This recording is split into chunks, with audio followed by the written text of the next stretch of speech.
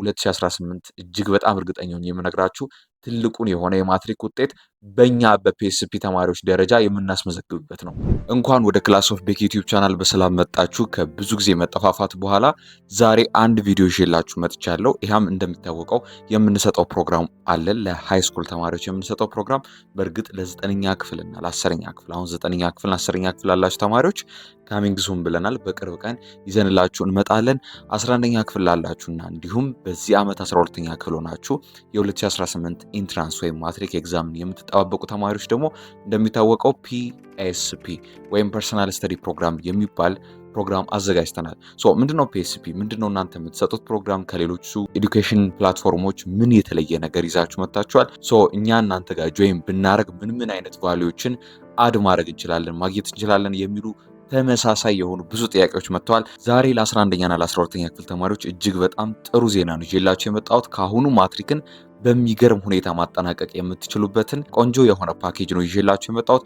በእርግጥ ብዙ ተማሪዎች አውቀው በዚህ በሁለት ወር ብቻ ከ250 ሰዎች በላይ ኢንሮል አድርገው ተመዝግበው ቀጥለዋል ማለት ነው። ከተመዘገባችሁት ከ250 በላይ ከሆኑ ተማሪዎች ውስጥ የመጡ ጥያቄዎች እንዲሁም አሁን ላልተመዘገቡ ተማሪዎች ጥያቄውን አስረድተን ግልጽ አድርገን ሞር በተሻለ መልኩ ስለ ፕሮግራሙ ግልጽ እንዲሆንላችሁ ነው ይሄ ቪዲዮ እየተሰራ ያለው። እስከ መጨረሻ ድረስ በደንብ ተከታተሉ። ጊዜ በጣም እየበረረ ነው። እናንተ በጣም እያጠናችሁ አይደለም፣ ወይም ደግሞ ከምታጥኑት ከእቅዳችሁ አንጻር ብዙ ነገር እየተበታተነ ነው። እቅዳችሁ መሀል ላይ ፌል ያደርግና አዲስ የጥናት እቅድ ታወጣላችሁ። በዚህ መንገራገጭ ውስጥ የሚያልፉ ብዙ ነገሮች አሉ። ቤተሰቦቻችሁ ከእናንተ ይጠብቃሉ፣ እናንተ ከእናንተ ትጠብቃላችሁ። ማህበረሰቡ አይቀርም፣ በዙሪያችሁ ያለው ሁሉ እንደው ስለ እናንተ ባይጨነቅ እንኳን ውጤታችሁ መጣ አልመጣ የሚለውን የመጨረሻው ቀን ላይ ግን ለመጠየቅ እንደሱ የሚቀድም ፊት ለፊት የሚሰለፍ ማንም የለም። ስለ እኔ ኬር ይሰጠዋል ሰውዬ የማትሉት ሰውዬ ራሱ የማትሪክ ተፈታኝ መሆናችሁን ካወቀ በኋላ ውጤታችሁ ስንት መጣ ብሎ የሚያስጨንቃችሁ በጣም ብዙ ነው። በሀበሻ ኬዝ ስናየው ለምን ከእንደዚህ አይነት ስትረስ ነፃ አንሆንም? ከእንደዚህ አይነት ስትረስስ ነፃ የምንሆንበትን መንገድ ለምን አናበጅም በሚል ለ2017 ተማሪዎች ሲሰጥ በነበረው መንገድ ሳይሆን ከዛም በተሻለ መልኩ ለእናንተ ለ2018 ማትሪክ ተፈታኞች እንዲሁም ለ2019 ማትሪክ ለመፈተን ካሁኑ እንዴት አድርጌ ነው ማጥናት ያለብኝ ብላችሁ ለምታስቡ ለ11ኛ ክፍል ተማሪዎች የፒኤስፒ ወይም የፐርሰናል ስተዲ ፕሮግራም ፓኬጅ ምን ይመስላል? እንቀጥል። ከእናንተ ከተውጣጡ 7 ጥያቄዎች ተነስተን እያንዳንዱ ጥያቄዎች እየመለስን እንመጣለን። መጀመሪያ አንደኛ ምንድነው ፒኤስፒ? ስለ ፒኤስፒ ገለጻ አድርጉልን ነው። የመጀመሪያው ፒኤስፒ ወይም ፐርሰናል ስተዲ ፕሮግራም ከስሙ እንደምንነሳው ፐርሰናሊ ለእያንዳንዱ ተማሪ ስተዲ ፕሮግራም ይላክለታል። ዛሬ በቀን የሚያጠናው ስተዲ ፕሮግራም ይላክለታል። ያ ማለት ምንድነው? ለምሳሌ አንድ ቻፕተር ማንበብ ካለበት አንድ ቻፕተር አንበብ ዛሬ ምናምን አይነት ሳይሆን ፔጅ ነምበሩ ድረስ ተገብቶ እስከ ሰብ ቶፒኩ ድረስ ተገብቶ ለምሳሌ ማትስ ከፔጅ 18 እስከ ፔጅ 32 ምናምን ሊሆን ይችላል የዛሬ ታስኩ የተሰጠው ማለት። እያንዳንዱ ዴይሊ በየፔጅ ነምበር ተከፋፍለው በየሰብ ቶፒኩ ተከፋፍለው ፕላን ይወጣለታል፣ እቅድ ይወጣለታል። ያ ፕላን ፐርሰናል ነው፣ ፐርሰናል እቅድ ይወጣለታል። ከዛ ይሃ ይላክለታል። በምን መልኩ ነው የሚላክለት ምናምን ወደ መሃል ላይ እገባላችኋለሁ። ይላክለታል። ከተላከለት በኋላ ያን ዴሊ ፕላን እንደጨረሰ ለምሳሌ ካጠና በኋላ አንድ ቻፕተር ከሆነ የጨረሰው በየቻፕተሩ የኢንትራንስ አይነት ስታይል ያላቸው በተለይ እኛ ጋር ስትመጡ ትንሽ ቻሌንጂንግ አድርገናቸዋል። ምክንያቱም ቻሌንጅ የሚያደርገውን ሴናሪዮ ከለመዳችሁ የፈተና ሰዓት ላይ በጣም እንዲቀላችሁ በሚል ስቲል የማትሪክ ኮንተንቱን የማትሪክ ቴስቱን ጣዕሙን ሳያጣ ግን ደግሞ ትንሽ እየከበድ ተደርጎ ነው ጥያቄዎችን ያወጣንላችሁ። ይህ ቻፕተር በደንብ ገብቷችኋል አልገባችሁም የሚለውን በኢንትራንስ ስታይል ስትፈተኑ አስባችሁታል። እንደዛ ነው የምትፈተኑት። ከዛም በኋላ መልሱን እስከነ ማብራሪያው እንዲሁ ታገኛላችሁ። ምንድን ነው ያልኩት? ዴሊ ፕላን ታገኛላችሁ። አንድ ቻፕተር ሲጨርሱ እዛ ቻፕተር የኢንትራንስ ስታይል ያላቸው ኩዌሽን በዛ ቻፕተር ብቻ እንዲሁም መልሱን እስከነ ማብራሪያ እንዲሁም በጣም ብዙ ተማሪዎች የምትቸገሩበት ሾርት ኖት በማውጣት ነውና ከዚህ ቀደም በሰራኋቸው ቪዲዮዎች ላይ ሾርት ኖት ማውጣት እጅግ በጣም ተቸግሬያለሁ የምትሉ ተማሪዎች አሁን በደንብ መፍትሄ ያገኛችሁ። መቸገር ብቻ አይደለም፣ ሾርት ኖት ለማውጣት የሚወስድባችሁን ጊዜ ራሱ በደንብ ሚኒማይዝ እንድታደርጉ እኛ ሾርት ኖቱን ያወጣ ነው። ማትሪክ ላይ በሚመጡ ቃላቶች ቮካብለሪ ተነስተን ነው። በተደጋጋሚ ምን አይነት ቃላቶች ይመጣሉ፣ በተደጋጋሚ የትኞቹ ሰብ ቶፒክ ላይ ፎከስ ያደርጋሉ የሚለው ተጠንቶ ሾርት ኖት ወጥቶላችኋል። ስለዚህ በየቻፕተሩም ሾርት ኖት ታገኛላችሁ ማለት ነው። እንዲሁም በሳምንት አንዴ ላይቭ ሴሽን ይኖረናል። ይህም ላይቭ ሴሽን ምንድነው? በምን መልኩ እያስኬዳችሁት ነው? ከሞዴል ኤግዛማችሁ ጋር እንዴት ነው የምታስኬዱት? በዚህ ሳምንት አሪፍ ካልነበርን ቀጣይ ሳምንት ምኑ እናስተካክል? እንዲሁም በጋራ የሚነሱ ሀሳቦች ሲኖሩ ላይቭ ሴሽን ላይ ሁሌ በየሳምንቱ ላይቭ ሴሽን እንገባለን። አፕዴትድ ናችሁ ማለት ነው። ዴይሊ መገናኘታችን አይቀርም። በምን ፕላትፎርም ነው የሚሰጠው የሚለውን አሁን ለመመለስ ያህል በቴሌግራም ነው የሚሰጠው። ምክንያቱም ከዚህ በፊት በአፕሊኬሽን ሞክረናል። አፕሊኬሽን ልክ ሌሎች ኤዱኬሽናል ፕላትፎርሞች የሚሰጧችሁን አፕሊኬሽን አይነት ነው እኛም ልንሰጥ የምንችለው። ያ ደግሞ ቫሉዌብል አይደል። ምክንያቱም ሌሎች ኤዱኬሽናል አፕሊኬሽኖች ስማቸውን አልጥቀሰው ለማትሪክ የምትጠቀሟቸው ማለት ነው። አንድ ጊዜም በአፕሊኬሽኖች አትጠቀሙ የሚል ቪዲዮ ሰርቼ በደንብ ያያችሁ ተማሪዎች በደንብ አንደርስታንድ ያደረጋችሁ አላችሁ፣ ሚስ አንደርስታንድ ያደረጋችሁም ስለምትኖሩ አሁን እዛ ጋር ስትገቡ የምታጧቸውን ነገሮች እኛ ጋር መታችሁ ማጣት የለባችሁም በሚል በ2018 ግን ሙሉ ለሙሉ አፕሊኬሽን የሚለውን አጥፍተን በቴሌግራም ላይ ነው ያደረግነው። በቴሌግራም ላይ ስናደርገው ምንድነው ዴይሊ ኮንትሮል እንድናረጋችሁ። ለምሳሌ አፕሊኬሽን ከሆነ አንዴ ኢንሮል ታደርጋላችሁ፣ ትመዘገባላችሁ፣ ትከፍላላችሁ፣ ትገባላችሁ። ከዛ በኋላ ቪዲዮን እያየ አንድ 3 ቀን አይተው ብታቋርጥ ስለአንተ ኬር የሚሰጠው ሰው የለም፣ ቼክ የሚያደርግ ሰው የለም። እዚች ጋር ግን በደንብ ቼክ ትደረጋላችሁ። ለምን ካላችሁ በየቀኑ አንድ ታስክ ስትጨርሱ አንድ ታስክ ለመጨረስ አንድ በቀን የተላከላችሁን ፕላን ለመጨረስ 24 ሰዓት ይሰጣችኋል። ያቺ ፕላን በጣም ትንሽ ናት። ምናልባት በቀን 20 ፔጅ ልትሆን ትችላለች ወይ 25 ምናምን ሊሆን ይችላል። የፔጁ ቁጥር አይታወቅም። አነስ ሲልና ከዛ በኋላ በ24 ሰዓት ውስጥ እንድጨርሱ ትደረጋላችሁ። ከዛ በ24 ሰዓት ውስጥ ስትጨርሱ መጨረሳችሁን አድቫይዘር ስለሚመደብላችሁ አማካሪ ስለሚመደብላችሁ ለዛ አድቫይዘራችሁ መጨረሳችሁን ትነግሩታላችሁ ማለት ነው። ያን በቴሌግራም ቴክስት የምታደርጉለት ለአድቫይዘራችሁ መጨረሳችሁን ስትነግሩት መጨረሳችሁን ሲያቅ ነው ሌላውን ታስክ የሚልክላችሁ እንጂ ዝም ብሎ መላክ የለም። ዝም ብሎ መላክ የለም። ለምሳሌ 24 ሰዓት ሞልቶታልና በፊት የላኩለት ታስክ አሁንም ቀጣዩን ታስክ ዝም ብዬ ልላክለት የሚል አድቫይዘር የለም። መጨረሳችሁን ሳያረጋግጥ አይልክም። ስለዚህ ባትጨርሱ እንኳን ለምን አልጨረሳችሁም ብሎ ቼክ የሚያረጋችሁ እየቀራችሁ ነው እኮ ማስተካከል ይኖርባችኋል ብሎ ምናልባት ከመስመር ስትወጡ ሊያርማችሁ የሚችል አድቫይዘር ስላለ ከየትኛው መስመር አትወጡም።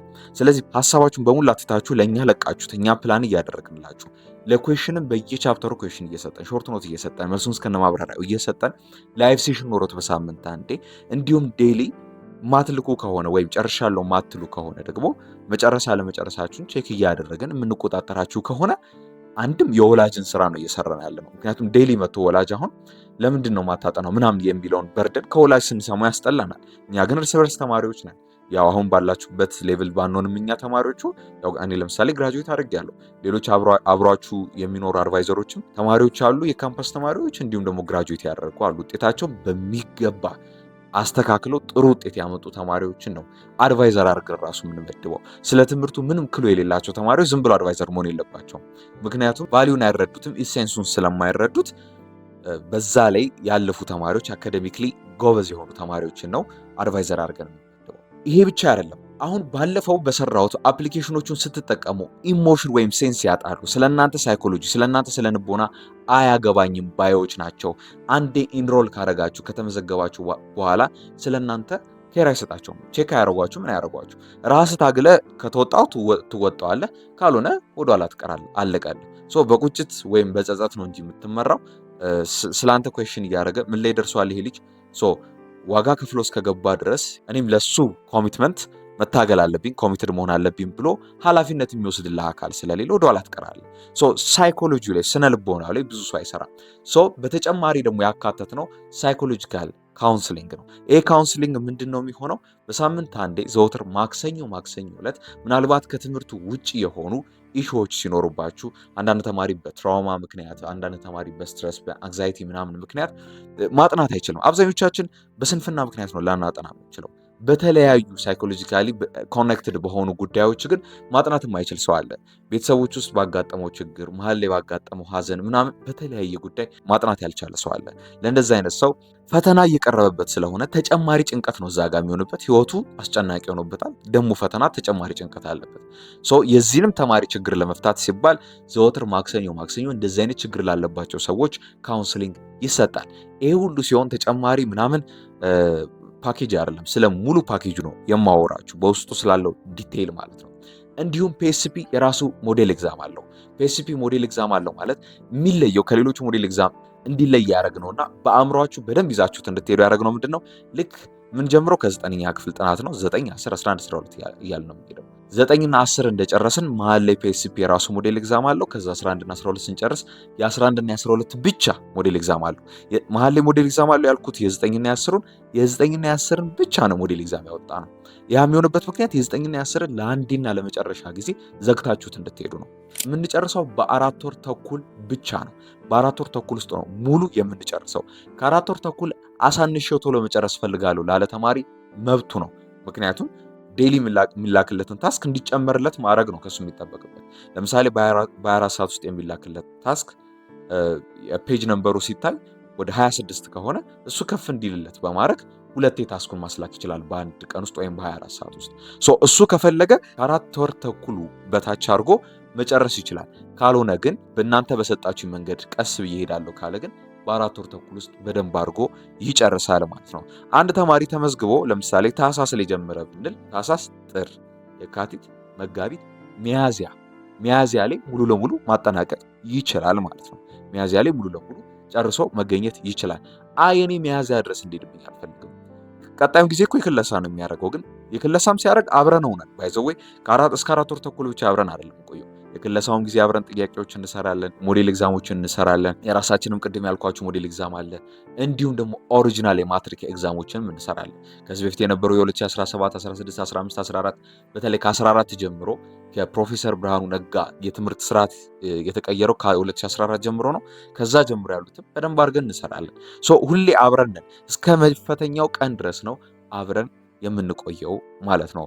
በደንብ ግልጽ ያደረኩላችሁ ይመስለኛል። በቴሌግራም ነው የሚሰጠው። ለምንድነው በቴሌግራም የምትሰጡት ከተባለ ቅድም መልሼዋለሁ ብዬ አስባለሁ። ከዚህ በፊት በአፕሊኬሽን ሞክረናል። ሌሎቹም አፕሊኬሽን የሚጠቀሙ ፕላትፎርሞችን ስታዩ ቼክ አትደራረጉም። አንዴ ኢንሮል አድርገህ ትገባለህ። ከዛ ኃላፊነቱ ለራስ ነው። ካላጠናህ አላጠናህም፣ ካጠናህ አጠናህ። ምናልባት መሀል ላይ ዩዘር ኔም ቢጠፋ፣ ምናልባት መሀል ላይ ኢሜይልህ ቢጠፋ በሌላ ሰው ኢንሮል ማድረግ አትችልም። ኢሜይልህ ድንገት ቢጠፋና በፒሲኤ ሌላ ኢሜይል ከፍቼ ወይም በስልኬ ሌላ ኢሜይል ከፍቼ ኢንሮል አደርጋለሁ መዘገባለሁ ብትል እንደ ሁለተኛ ተጨማሪ ሰው አድርጎ ስለሆነ የሚቆጥርህ አፕሊኬሽኑ ያጠፋህና አንተን ድጋሚ እንድትመዘገብ ገንዘብ ይጠይቃል።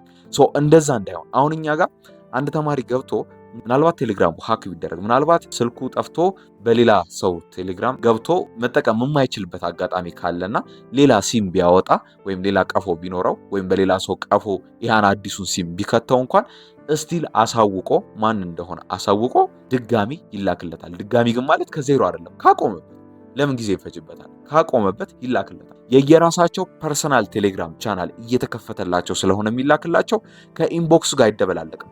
ለምሳሌ እኔ አድቫይዘር በሆነና አንድ ተማሪ ጨርሻለሁ ላክልኝ ቢለኝ የምልክለት እዛው ቻት ላይ አይደለም። የራሱ ፐርሰናል ቴሌግራም ቻናል ይከፈትለታልና እዛ ውስጥ ነው የሚላክለት። ይህ ለምን ይጠቅመዋል? የሆነ ሰዓት ላይ ሪቫይዝ ማድረግ ሲፈልግ በ4 ወር ተኩል ስለምንጨርስ ቀደም ብሎ መጨረስ ከፈለገ መጨረስ ስለሚችል ከዛ በኋላ ልከልስ ካለ ሾርት ኖቱን እዛው ማግኘት ይችላል። የራሱ ሰርች አድርጎ በስሙ ፐርሰናል ቴሌግራም ቻናል ውስጥ ይገባል። የራሱን ነገሮች በሙላ እዛ ውስጥ ማግኘት ይችላል ማለት ነው። በምን መልኩ ነው የሚለውን አሁንም እስከ ቪዲዮ መጨረሻ ድረስ ጠብቁኝ። በቪዲዮ አሳያችኋለሁ። ሪከርድ የተደረገ ስክሪን ሪከርድ የተደረገ አለ። በደንብ ታዩታላችሁ። እስከ መጨረሻው ድረስ ግን በደንብ ተከታተሉኝ። በቴሌግራም የሚሆንበት ምክንያት በደንብ አሰስ እንድናረግ፣ ተማሪዎችን በደንብ ኮኔክትድ እንድንሆን፣ ኢሞሽናሊ በደንብ እንድንረዳቸው፣ ሀሳቦች ሲኖራቸው ኢዝሊ እንዲያስተላልፉ ከየትኛውም ፕላትፎርም በተሻለ ከቴክስት ራሱ በተሻለ አሁን ላይ የቴሌግራምን የመሰለ ቶሎ ሀሳብን ማስተላለፊያ መንገድ የለም። ዩቲዩብ ምናምን ቲክቶክ ብትሉ ቪዲዮ ይጠይቃቸዋል። ኢንስታግራም፣ ፌስቡክ ምናምን ብትሉ ፎሎወር ይጠይቃቸዋል። ቴሌግራም ላይ ግን ጀስት ስልክ ቁጥራችሁ ካለ በቂ ነው። ማግኘት የምትፈልጉትን ሰው ጀስት ኢንቦክስ አድርጋችሁ ማግኘት ትችላላችሁ። ለማንኛውም ተማሪ እንዲያመች በሚል ነው። እስከ ገጠር ደረጃ ያላችሁ ተማሪዎችም በስማም እኛ ጋር አዲስ አበባ ውስጥ ያለ ተማሪ የተመዘገበ እንደውም እጅግ በጣም ትንሽ ነው። አፋር ክልል ውስጥ አለ፣ ድሬዳዋ ውስጥ አለ፣ ጎንደር ውስጥ አለ፣ ባህር ዳር ውስጥ አለ፣ አዳማ አለ፣ ወልቂጤ አለ። አረ የሌለ የለም። በጣም ብዙ ናችሁና ትንሿ ኢትዮጵያ ነው እኛ ጋር እየተመሰረተች ያለችው። ለዛ ነው ፒኤስፒ የቤተሰብ ያህል የሚል ሞቶ ወይም ስሎጋን ያለን። ይሄ መጠሪያ እንትናችን ፒኤስፒ የቤተሰብ ያህል ነው። ሶስተኛ ጥያቄ፣ እንዴት ነው ለ11ኛ ክፍል ተማሪዎች የሚሆነው? የ11ኛ ክፍል ተማሪዎች እርግጥ ነው ገና ያልተማራችሁት የ12ኛ ክፍል ትምህርት አለ፣ ግን ደግሞ ጨርሳችሁ የመጣችሁት የ2 ዓመት ትምህርት አለ፣ የ9ኛ ክፍል እንዲሁም የ10ኛ ክፍል። የምንጀምረው ከ9ኛ ክፍል እንደመሆኑ መጠን የ9ኛ ክፍልን አጥንታችሁ የ10ኛ ክፍልን አጥንታችሁ እንዲሁም አሁን ያላችሁበትን የ11ኛ ክፍልን አጥንታችሁ ለቀጣይ ጊዜ ትዘጋጃላችሁ። ከዛ በኋላ ክረምት ላይ የ12ኛ ክፍልን ቀደም ብላችሁ እንድታነቡም እናመቻችላችኋለን። ሶ ኦሬዲ የ9 ጨርሳችኋል፣ የ10 ጨርሳችኋል፣ የ11 ጨርሳችኋል። ከዛ ደግሞ የ12ን ደግሞ ክረምት ላይ ስለምንገፋላችሁ ቀጣይ የሚሆነው ምንድነው ያላለቀችውን የ12ኛ ክፍልን ትምህርት ብቻ መጨረስ ነው የሚኖርባችሁ። ከዛ መከለስ ነው። ስትከልሱም ታዲያ ከኛው ስቲል ማቴሪያል መቀበል ትችላላችሁ። ለቀጣይ ዓመት ለ2019 ድረስ ማለት ነው ማቴሪያል መቀበል ትችላላችሁ። ሶ ለ11ኛ ክፍል በምን መልኩ ነው የሚሆነው? ስቲል በነበረው ለ12ኛ ክፍሎች በምናደርገው መልኩ ነው የሚሆነው። ምክንያቱም አንድ ተማሪ 11ኛ ክፍል ገባ ከተባለ ሶሻል ነው ናቹራል ነው ምናምን የሚለውን ለይቷል። ሶ ፊት ለፊቱ የሚጠብቀው ምንድነው? ማትሪክ ኤግዛም ነው። ሶ አይምሮን ሙሉ ለሙሉ ለማትሪክ ኤግዛም ነው ማዘጋጀት ያለበት። ለ2018 ተማሪዎችን ትሪት በምናደርገው መልኩ ነው ትሪት የምናደርገው። ምንም አይነት ልዩነት የለውም አሰጣጡ ላይ። አራተኛው ከትምህርት ቤቴ ሞዴል ኤግዛም ጋር እንዲሁም ጥናቴ ጋር ራሱ እንዴት ይሄድልኛል የሚል ጥያቄ ነው። ይሄ በጣም አሪፍ ጥያቄ ነው። በፊት ለመጀመሪያው ዙር ተመዝጋቢዎች 12 ሰዓት ብቻ ነበረ የምንሰጠው። ፒኤስፒ አንድ ታስክ ወይም አንድ በቀን የሚላክላችሁን ፕላን ለመጨረስ 12 ሰዓት ብቻ ነበር ይፈቀድላችኋል የምንላቸው። ከዛ ግን ስናየው በጣም ቻሌንጅ እየፈጠረ ከክላሳቸው ጋር ስኬጁል አላይን እያደረገላቸው ሳይመጣ ሲቀር 24 ሰዓት አረግ ነው። ሶ በቀን ውስጥ ምናልባት 20 እና 25 ፔጅ በ24 ሰዓት ውስጥ መጨረስ እጅግ በጣም ትንሽዬ ነው። ምናልባት የሆነ ሰዓት ምሳ ሰዓታችሁ ላይ ራሱ ልታጋምሱት ሁሉ ትችላላችሁ። የትምህርት ቤት ምሳ ሰዓታችሁ ላይ ራሱ ልታጋምሱት ትችላላችሁ። ፍሪ ፔሪድ ካገኛችሁ ሁሉ ልታጋምሱት ትችላላችሁ። ሶ ምንድነው የምታደርጉት? ከክላስ እንደመጣችሁ ያው እንደየሰው ይለያያል። ተኝቶ ሌሊት የሚነሳ ይኖራል ምናምን እንደፈለጋችሁ። ግን ሜቢ 12ኛ ክፍል ትምህርታችሁን ታስቀድማላችሁ። 11 የሆናችሁ ደግሞ የ11ኛ ክፍል ትምህርታችሁን ታስቀድሙና ከዛ ወይ ሌሊት ተነስቶ የሚያጠና ተማሪ ከሆነ ወይ ደግሞ ሌሊት አልችልም አምሽቼ ያነባለሁ የሚል ተማሪም ካለ እንደየ ፕላናችሁ እንደየ እቅዳችሁ ማጥናት ትችላላችሁ። እኛ ምን ልክላችሁን የፒኤስፒን ማለት ነው።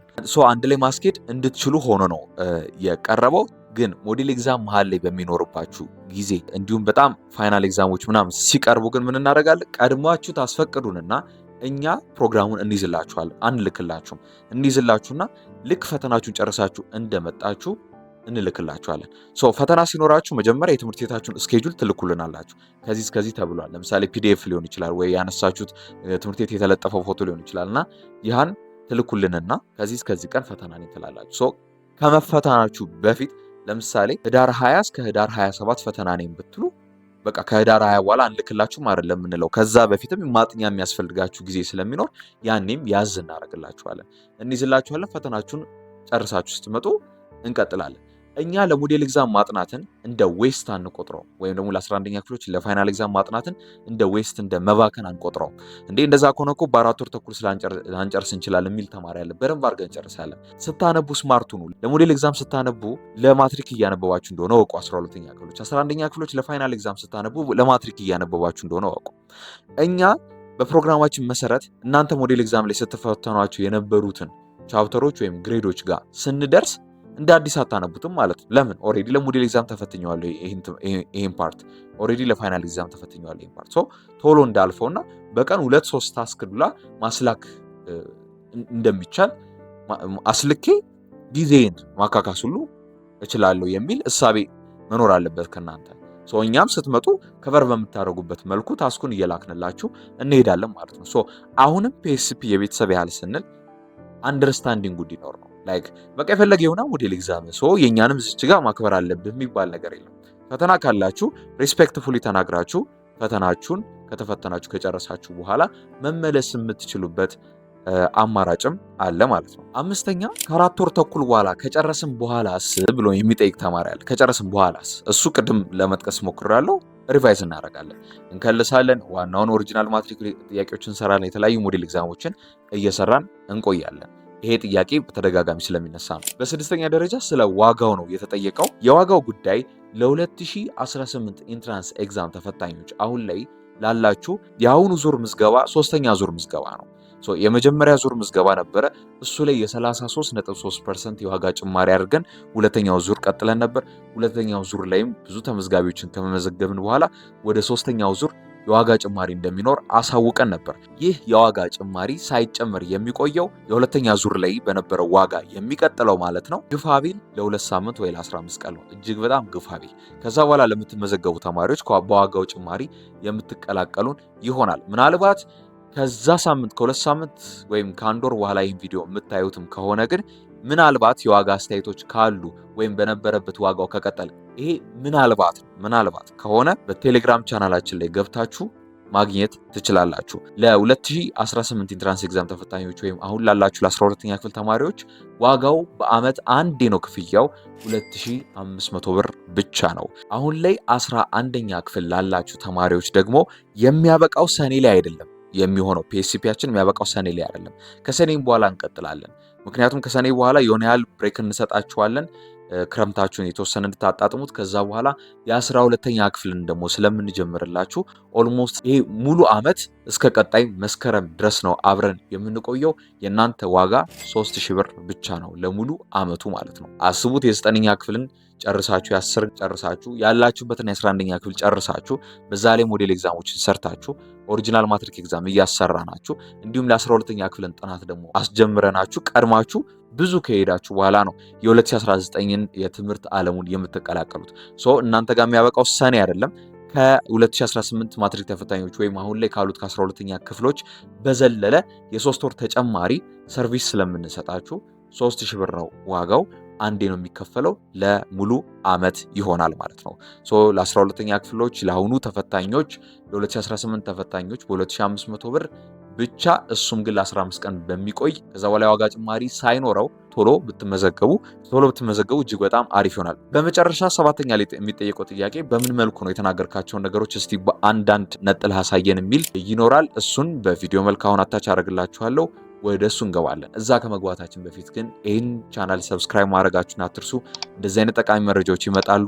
የ9ኛና የ10ኛ ክፍል ተማሪዎች ከሆናችሁ ደግሞ በቅርቡ የእናንተም የፒኤስፒ ወይም የፐርሰናል ስተዲ ፕሮግራም ይጀምራል። 2018 እጅግ በጣም እርግጠኛ ነኝ የምነግራችሁ ትልቁን የሆነ የማትሪክ ውጤት በእኛ በፒኤስፒ ተማሪዎች ደረጃ የምናስመዘግብበት ነው። ባለፈው በነበረው በሰራነው ስታቲስቲክስ ወደ 89% የሚሆኑ ተማሪዎች ማለፋቸውን አረጋግጠናል።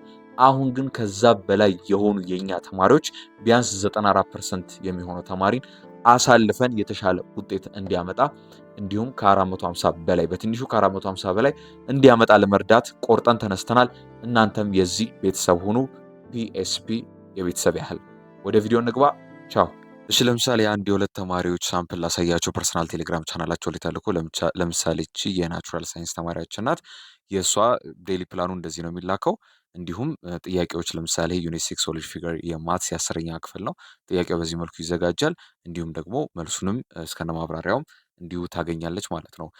ሌላ ደግሞ እስቲ በየመሃሉም ብሬኮች ይኖራሉ። አንድ ሳብጀክት ስንጨርስ ብሬኮች ይኖራሉ ማለት ነው። እንዲሁም በመቀጠል የአንድ ሶሻል ተማሪ ላሳያችሁ። ተመሳሳይ የሆነ አካሄድ ነው የሚሄደው። በመሃል ግን አንዳንድ ነገሮችን ላንሳ። ለምንድነው ኮመን ዩኒት እያደረግን የ9ና የ11 ኮመን ዩኒት ምናምን እያደረግን የማናጠናው? እንደዛ ቢሆን ጊዜው ያልቃል ለምትሉ ተማሪዎች አንድን ሳብጀክት 2-3 የማታነቡት ከሆነ ሚሞራይዝ ለማድረግ ከባድ ስለሆነ 9ኛ ክፍል ላይ ያገኘነው ሳብጀክት 11ኛ ክፍል ላይ እስክናገኘው ድረስ እንጠብቃለን። ዞሮ እኛ ጋር ፒኤስፒ ውስጥ ገብቶ የታይም ችግር ማንም ሰው ሊያጋጥመው ስለማይችል አንድ ሳብጀክት እንደጨረስን ወደ ሌላው የምንሄደው ማለት ነው። እንዴት ነው የምንመዘገበው የሚለው እዚች ጋር ባለው ቴሌግራም ቻናል ውስጥ ግቡና ዲቴሉን በደንብ ታገኙታላችሁ። ቪዲዮ ያለው የለምትሉ ሰዎች ቪዲዮን አቮይድ አድርገናል እኛ። ባለፈው አመት በነበረን በአፕሊኬሽን ላይ ቪዲዮን እንጠቀም ነበረ። አሁን ላይ ግን አንጠቀም። ምክንያቱም ቪዲዮ በረዘመ ቁጥር አቴንሽን ስፓናችሁ የወጣ ብዙ ተማሪዎች ተቸግራቸዋል። ሰው ተማሪ ዞሮ በቪዲዮ ማጥናት ካለበት ሊያጠና ይችላል። ለዛ ደግሞ ዩቲዩብ አማራጭ አለው። የቸገረው ምንድነው? ኮንሲስተንት ሆኖ ማጥናት ነው።